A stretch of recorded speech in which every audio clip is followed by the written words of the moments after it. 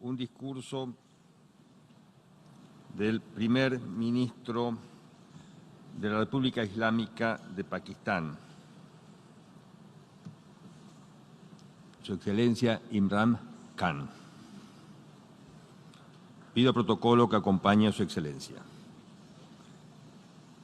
Tengo el gran placer de dar la bienvenida al señor primer ministro de la República Islámica de Pakistán, a quien invito a dirigirse a la Asamblea General.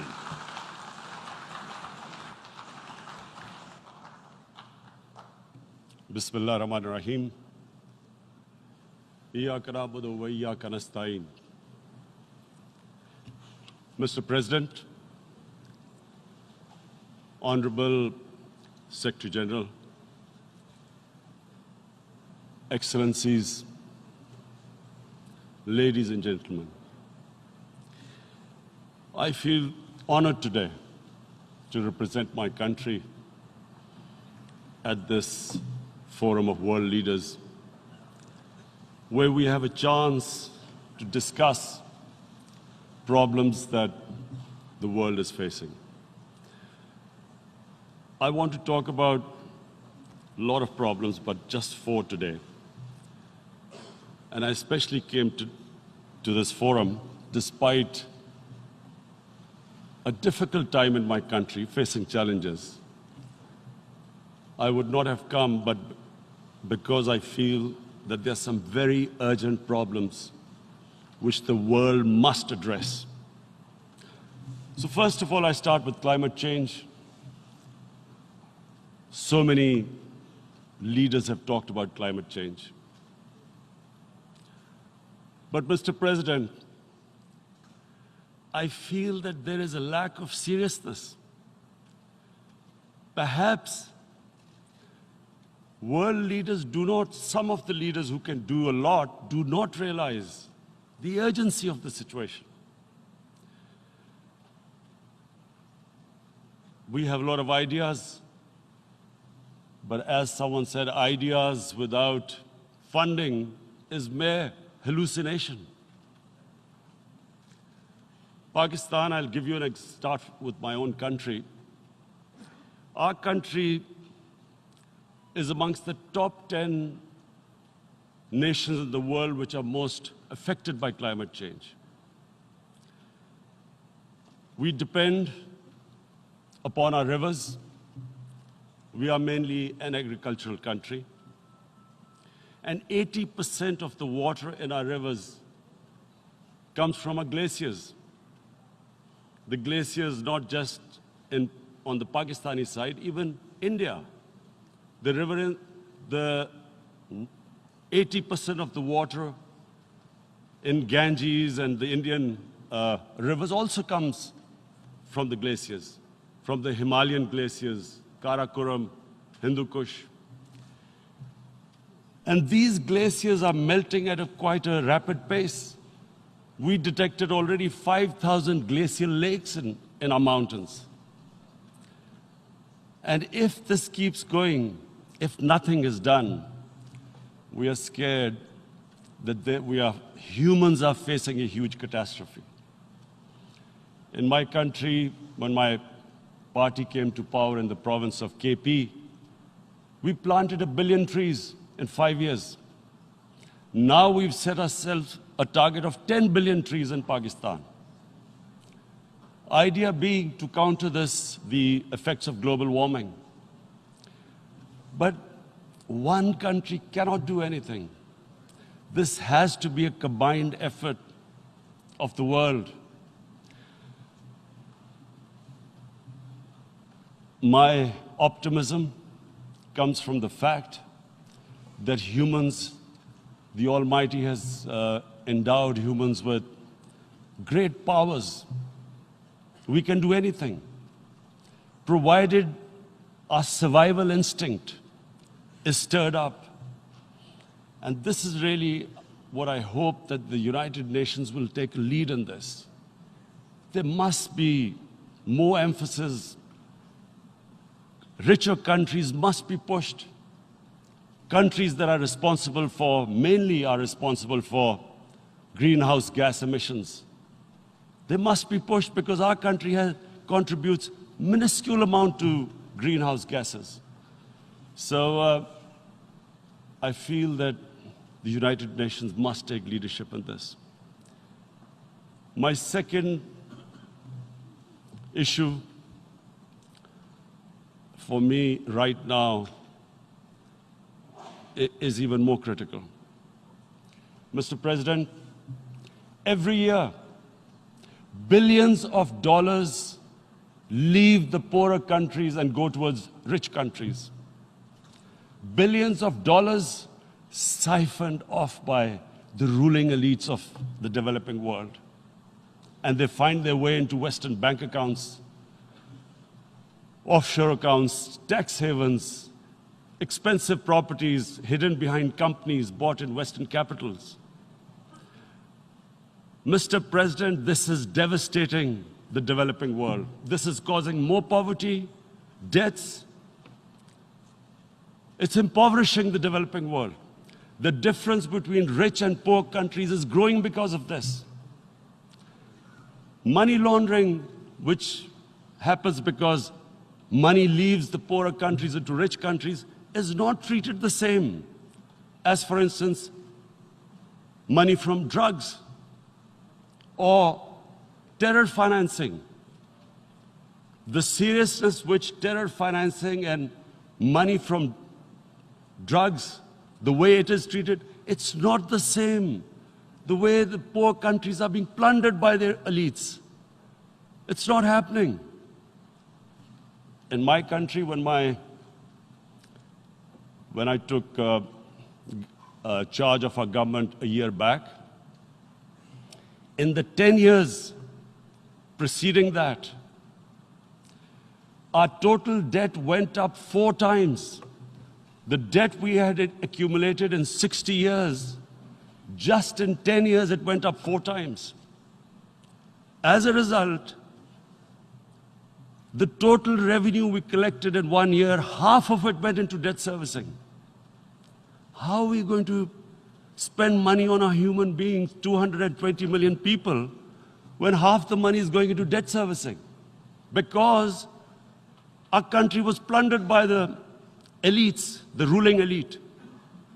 And easily they could get the money out. And when, Mr. President, we located properties in Western capitals bought by this money through corruption and money laundering, located the properties of these corrupt leaders, we find it so difficult to retrieve it. That money, if we retrieved that money, we could spend on our human beings. But it's so difficult. The laws protecting these criminals. We do not have the sort of money to have expensive lawyers and spend millions and millions of dollars. We need help from the rich countries. And Mr. President, it's critical. The rich countries must show political will. They cannot allow this to happen. How can the poor countries spend money on human development, which the United Nations asks, SDG? How are we going to do it when this money can easily leave our countries? So, unless the rich countries intend to build walls to stop economic refugees coming as we see right now, they must take action. They must take action now. It must be a deterrent. Corrupt ruling elites should not be able to take money out easily and park it into foreign bank accounts and into these properties abroad. And I never understand why. Why do we have these tax havens?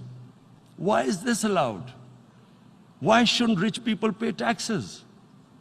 Why is it legal to have these tax havens where you have these secret accounts? Because, the world is changing. The population of the world is growing. Sooner or later, you're going to have a crisis. If the poor get poorer and the rich get richer, there is going to be a crisis sooner or later. So this is my second point. I hope that the United Nations takes a lead in this.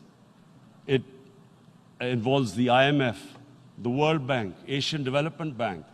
They must find a way of stopping this plunder of the developing world. My third point is Islamophobia. There are 1.3 billion Muslims in this world. There are millions of Muslims living in other countries, European countries, in the US, as minorities. Islamophobia, since 9/11, has grown at a pace where it is alarming. Human communities live together. There should be understanding amongst them.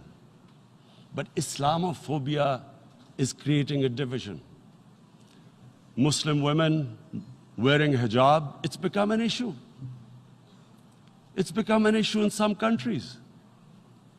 Hijab is some sort of a weapon. A woman can take off her clothes in countries, but she can't put on more clothes. How is this happening? Because of Islamophobia. And how did this Islamophobia start? After 9/11. And why did it start? Because certain Western leaders equated terrorism with Islam. Islamic terrorism. Radical Islam. What is radical Islam? There is only one Islam. And that is the Islam we follow of Prophet Muhammad sallallahu alaihi wasallam. There is no other Islam. Radical Islam, Islamic terrorism, what message did they send to people in the West? And why is there Islamophobia? How is a person in New York, in the Midwest, in the US, in European capital, how is he going to distinguish between who is a moderate Muslim and who's a radical Muslim? Because terrorism has nothing to do with any religion. This Islamic terrorism, Islamic radicalism, and sadly used by leaders, this has been the main reason for this Islamophobia. And it has caused pain amongst Muslims.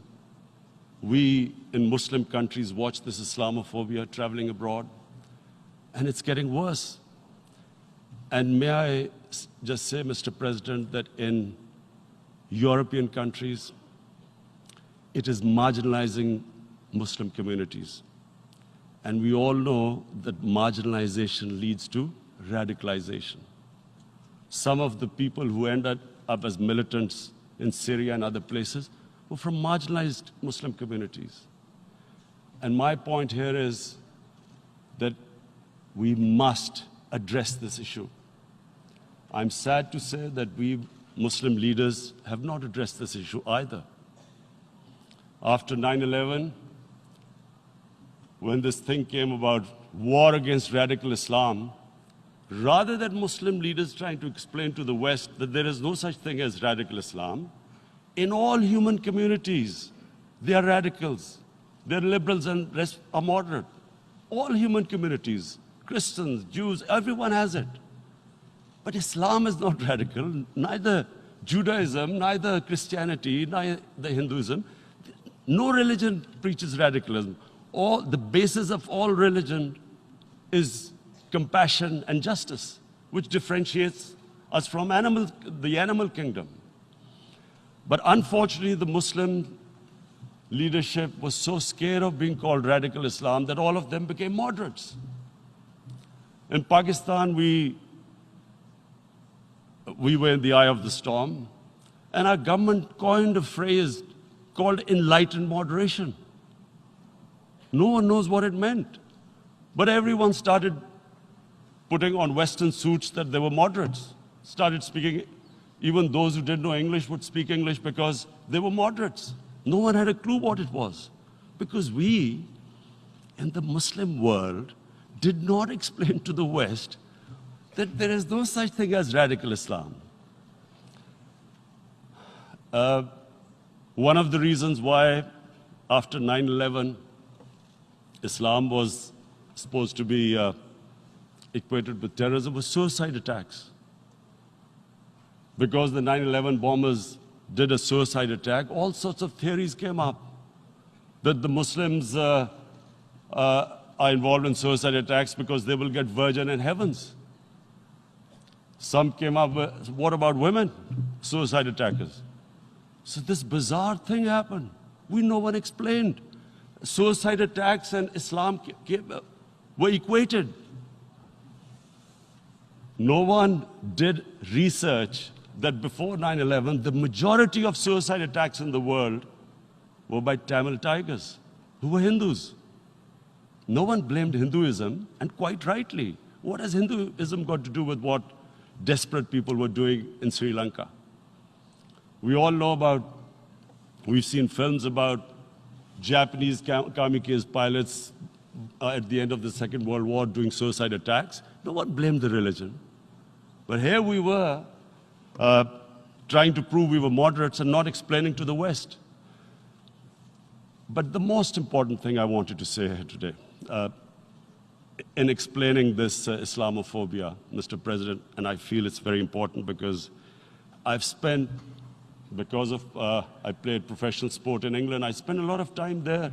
So I know how the Western mind works and how West views religion. So where the misunderstanding about Islam came. And one of the reasons it caused Islamophobia. That was, in 1989, this book was published, maligning, insulting, ridiculing our Prophet Muhammad sallallahu alaihi wasallam. And there was a reaction in the Muslim world. The West couldn't understand what was the problem. Because in the West, because I have spent so much time in the West, religion is perceived completely differently. They don't look upon religion like we do. And so, Islam was supposed to be an intolerant religion. It was against freedom of expression. And Islam took a real beating 30 years ago. I still remember it became a watershed. And every 2 or 3 years, someone would malign our Prophet, peace be upon him. There would be a reaction by the Muslims. And again, it was Islam, an intolerant religion. Again, this time, I blame a certain section of the people in the West who deliberately provoked this, knowing the impact it would have. But the majority of the people in the West didn't understand. This is where, again, Muslim leadership let the Muslims down. We should have explained to them what our Prophet, peace be upon him, means to us. So in 1 minute, I'll try and explain what he means to us. Our Prophet was the witness to the divine book, the Holy Quran. The Holy Quran is the book of guidance for Muslims, and the Prophet's life was living the Quran. He was an example of what the Quran guided us to be. So he is the ideal we all try to get to. The Prophet created the state of Medina, the first state in Islam. That state was the basis of a Muslim civilization which became the predominant civilization for the next 700 years. And what was that state? I hear such strange things about Islam, that it is against women, it's against minorities. The first state of Islam in Medina, it was the first time a welfare state was set up. The state took responsibility of the weak, widows, orphans, poor people, handicapped. It taxed the rich, spent the money on the poor. The state announced that all human beings are children of Adam, hence equal, whatever the color of their skin. the state announced, the Prophet announced that, and slavery, the whole system depended on slavery as it did for many years in the Western societies. The Prophet said that one of the greatest deeds is to free a slave. But because the society depended on slavery, he said, but if you have to treat them as an equal member of the family. And as a result, something happened in a Muslim world which hasn't happened in any other civilization. Slave dynasties appeared. Slaves became kings. The Mamluks, slaves who ruled Egypt. In India, there were slave dynasties. And then, with minorities, again, you hear that Islam is supposed to be against minorities. Let me just make this clear. In Islam, the Prophet announced that everyone was free to practice his religion. It was a sacred duty to protect the places of worship of all religions. He announced that every person is equal in front of law, whatever his religion or his color. And this incredible case, and I always quote this, that the fourth Khalifa, the head of state of Medina, he lost a court case against a Jewish citizen. So, number one, it showed there was a rule of law, no one was above law. And number two, that a Jewish citizen was an equal citizen. So, Mr. President, when a Muslim society is unjust to its minorities, it is going against the religion of Islam and our Prophet, peace be upon him. So, it is important to understand this. The Prophet lives in our hearts. When he's ridiculed, when he's insulted, it hurts. As we human beings understand one thing: the pain of the heart is far, far, far more hurtful than physical pain. And that's why the Muslims react. And I always thought that if I ever had this stage, I would try and explain this to the world community, especially to the Western community, because having lived in the Western community, people didn't understand this. When I first went as a teenager to England, there was a comedy film on Jesus Christ. It's unthinkable in Muslim societies. So we need to explain that, look, in a human community, we must be sensitive to what causes pain to other human beings. We have, in the Western society, and quite rightly, the Holocaust is treated with sensitivity because it gives the Jewish community pain. That's all we ask, that do not use freedom of speech to cause us pain by insulting our Holy Prophet. That's all we want. And now, the number fourth point, Mr. President, and this is the most critical point, is the reason why I especially came here. It is about what is happening in Kashmir. Before I go on this, I want to make one thing clear, that when we came to power, my first priority was that Pakistan would be a country which will try its best to bring peace. We had been through this war on terror. We joined the United States war on terror after 2001. And Pakistan went through one of its worst periods where 70,000 Pakistanis died and over 150 billion was lost to our economy. And Mr. President, I opposed the war because in the 80s, Pakistan had joined the Western countries in what was the freedom struggle then in Afghanistan against the Soviets. And it was funded by the Western countries. These Mujahideen groups, which were treated in guerrilla warfare, were trained by Pakistan Army, funded by the Western countries, and especially US, and they waged what was a freedom struggle in Afghanistan. The Soviets called them terrorists. We called them freedom fighters. 1989, the Soviets retreated.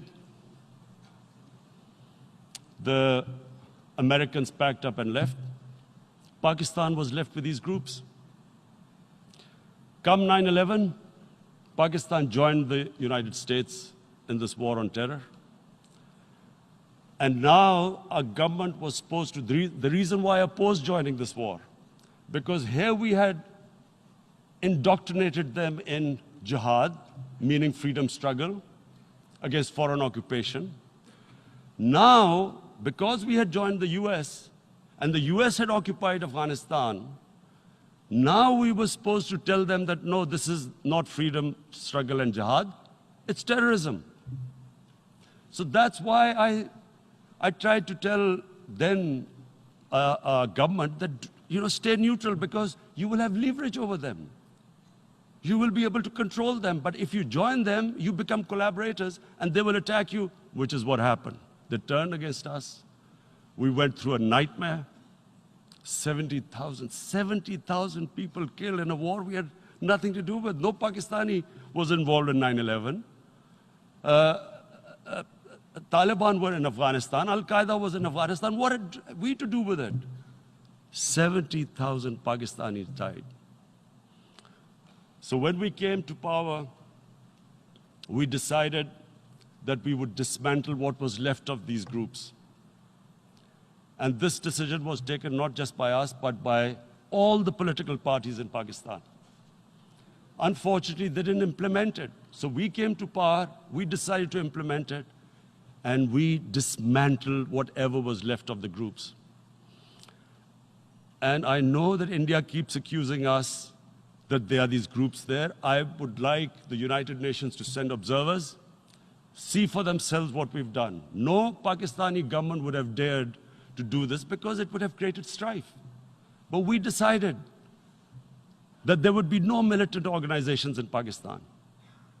So I need to give you this background and to what I'm going to say later on. And secondly, we started mending fences. I invited the Afghan president. We developed a relationship with Afghanistan. We had problems with Iran. We mended fences there. And then India. Now let me just give you a little background about my relationship with India. Because of cricket, and cricket being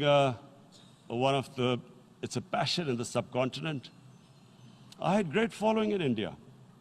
I have friends in India, and I loved going to India.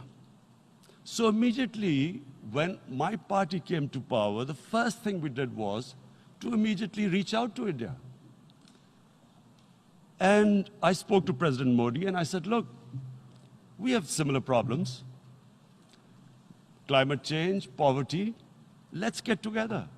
Let's resolve our differences through trade. Let's build a relationship on trust. Prime Minister Modi told me that, there were terrorist attacks from Pakistan. I said, we have problems with you. There are terrorist attacks which we know are instigated by India in Balochistan. We caught a spy, Kulbhushan Yadav, who admitted what the sabotage going on in Karachi and Balochistan. So we said, look, let's leave that behind. Let's move forward. Our main priority should be our people. The highest number of poor people live in the Indian subcontinent. Unfortunately, didn't make any headways. Our foreign ministers were supposed to meet on this in the UNGA last year. India canceled it. We thought that it's their election coming up. It's a nationalist, ultra-nationalist party. it doesn't want to cozy up to Pakistan. So we thought, okay, we'll wait till the elections. Meanwhile, a 20-year-old Kashmiri boy, whose father said was radicalized by the security forces in Kashmir, blew himself up on an Indian convoy. Immediately, India blamed us.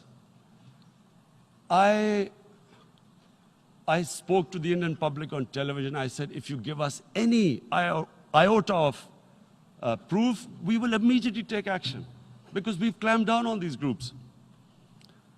Rather than sending us any proofs, they sent their jets in, they bombed us. We retaliated. A jet, 2 of their planes were shot down, 1 pilot bailed out in Pakistan. We immediately returned the pilot, saying that, look, we do not want any escalation. Rather than taking that as a peace gesture, the entire campaign, almost the entire campaign of Mr. Modi in the election was how he had taught Pakistan a lesson that jets had killed 350 terrorists. Complete lie. They had just killed about 10 trees of ours, which was quite painful given that, we are growing all these trees. He then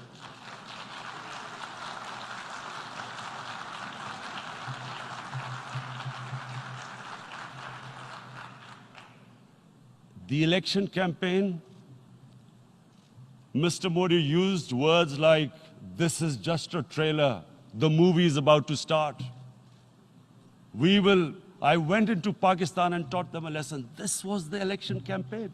Okay, so we thought, us politicians make all these statements to win elections. So, okay, after elections, we'll get back to our normal relationship.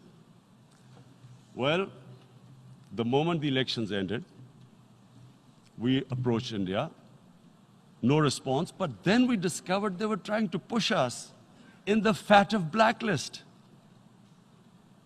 to bankrupt us. That's when we realized there was an agenda. And that agenda became obvious on the 5th August when India went against 11 United Nations Security Council resolutions, which say that Kashmir is a disputed territory and the people of Kashmir have the right of self-determination. They went against that. They went against Simla Accord, which is about bilateral, sorting out our differences through bilateral means, went against that. They actually went against the Indian Constitution. Illegally, they revoked Article 370, which gave Kashmir the special status. They got an extra 180,000 troops there. Total number of security forces in Kashmir now are 900,000. And they put 8 million people of Kashmir under curfew.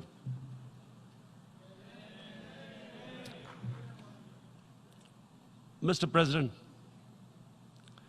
now I just briefly want to make the people understand, how can anyone do something like this? And for that, I have to explain to you what is RSS. RSS, Mr. Narendra Modi is a life member of RSS. RSS was an organization that was inspired by Adolf Hitler and Mussolini, came about in 1925. They believed in racial purity, racial superiority.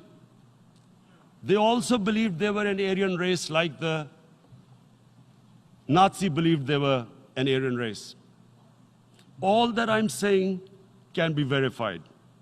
This is the time of information revolution. You can Google all this, what I'm saying. But it is very important for me to explain this to you so you know what is happening in India. This RSS believed in the ethnic cleansing of Muslims from India. At one point, there was racial superiority of the Hindu race. Secondly, it was hatred for the Muslims and for the Christians, because they believed that this golden age of Hindu civilization was stopped because of Muslim rule centuries back and then the British rule of India. So it was racial superiority and hatred for Muslims and Christians. This is openly stated. You look at the founding fathers of RSS, Golwalkar and Savarkar. Just Google them and you'll find out. And this ideology of hate is what murdered the great Mahatma Gandhi in 1948. It was this ideology of hate that made Narendra Modi in 2002 do a pogrom against Muslims in Gujarat when he was the chief minister. He allowed 3 days for these RSS goons who were inspired by the Hitler brown shirts. They actually wear brown shirts. This RSS, the Congress Home Minister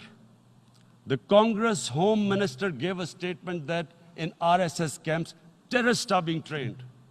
And these terrorists butchered 2,000 Muslims and 150,000 Muslims were made homeless. Narendra Modi could not travel to the US because of that. And I need to make you understand this background before I explain to you that what sort of a mindset would lay siege to 8 million people with 900,000 troops. Women, children, sick people, locked in as animals. In fact, of what I know of England, if 8 million animals were locked in, the RSPCA would have made a lot of noise about it. These are human beings.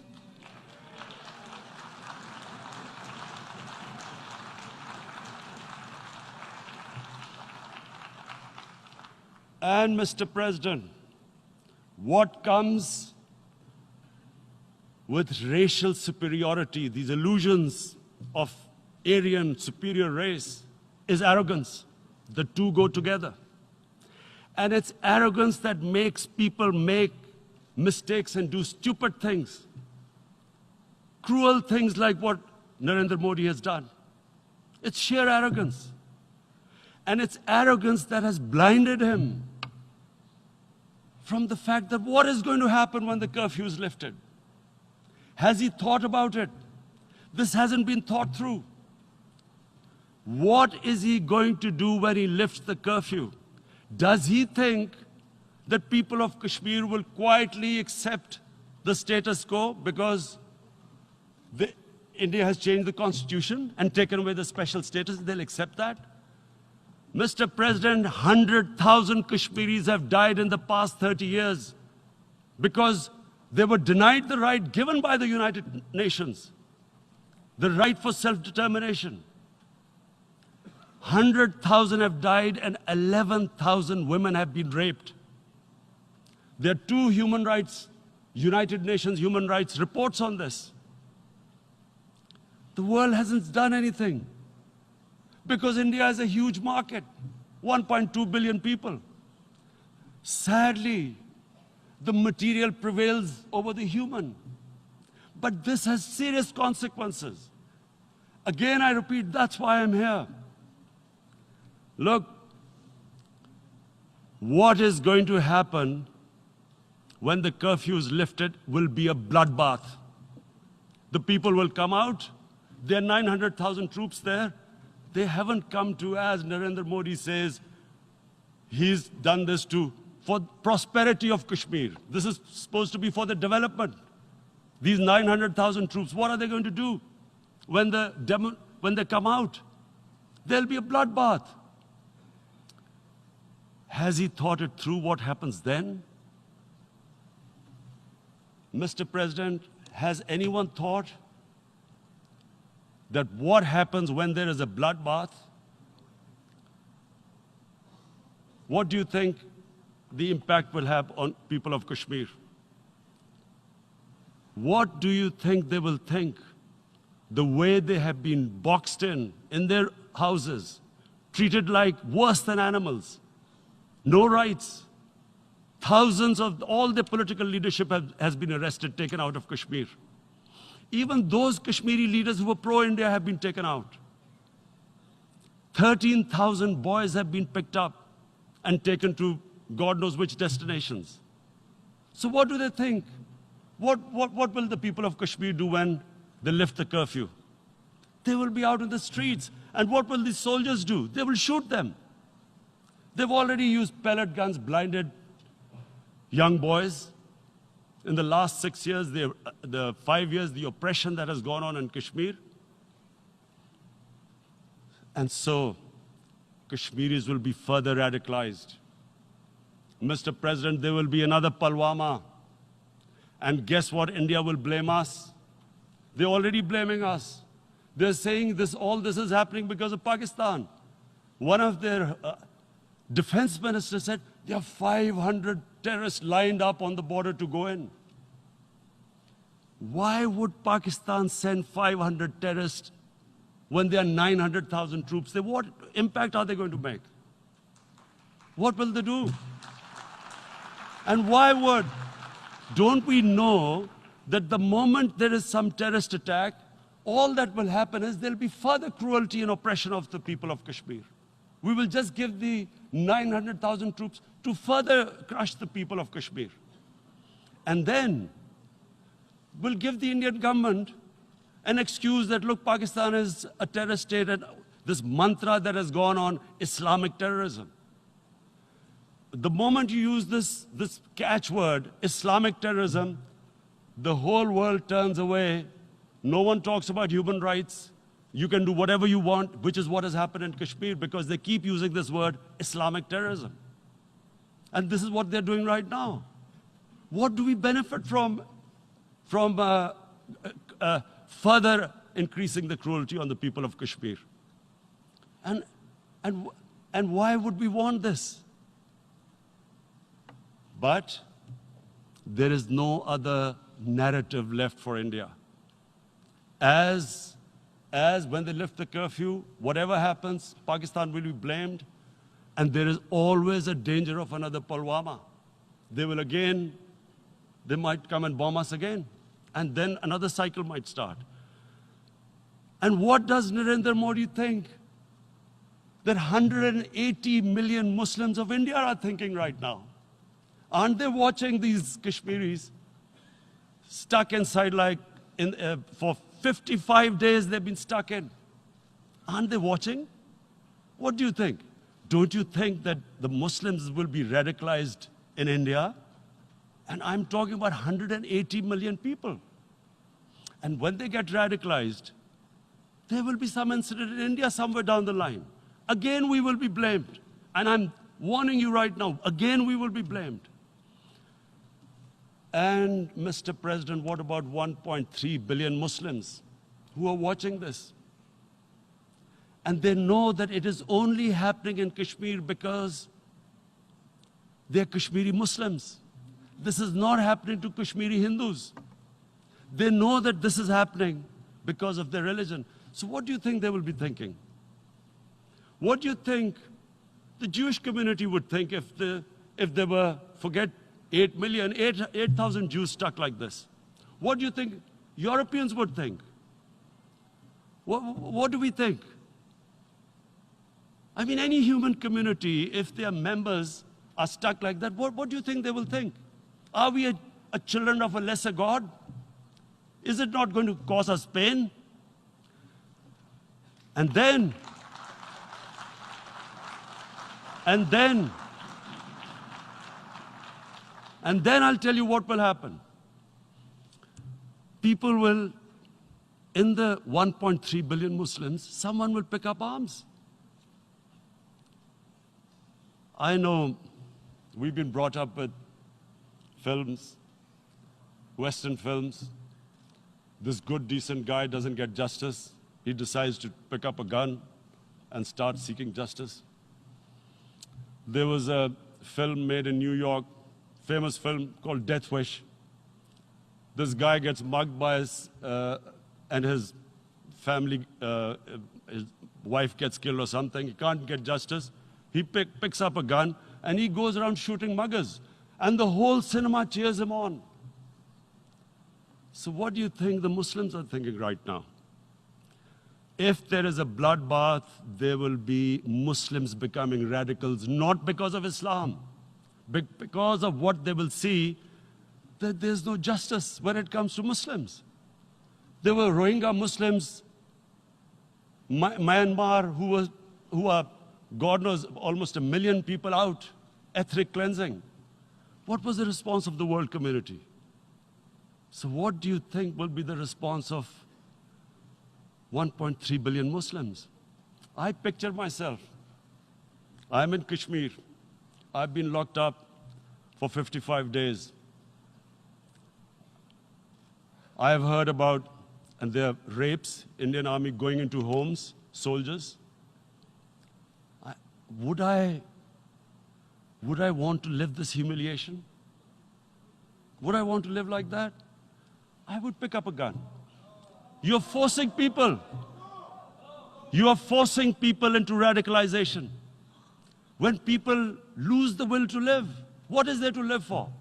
And this is what, if you can do this to human beings, you are actually radicalizing people.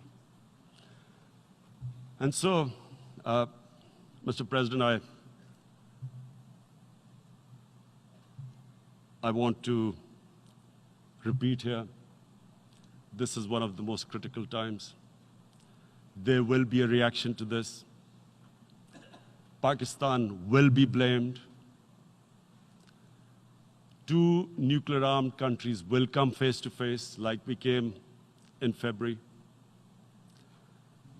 And before we head in that direction, the United Nations has a responsibility. This is why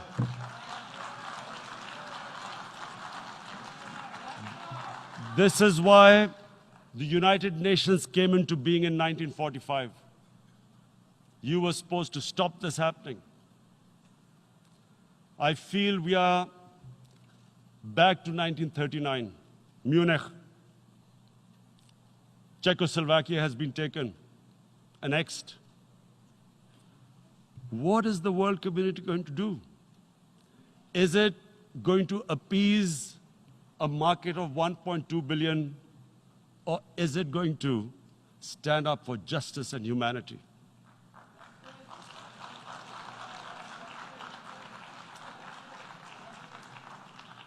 If this goes wrong, you hope for the best, but be prepared for the worst. If a conventional war starts between the 2 countries,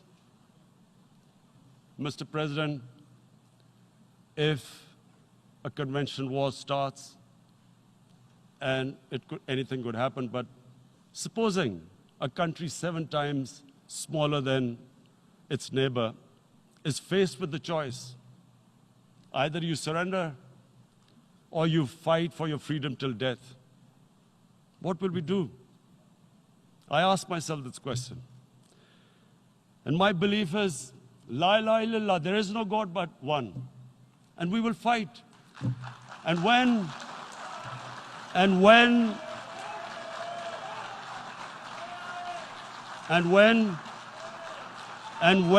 a nuclear-armed country fights to the end, it will have consequences far beyond the borders.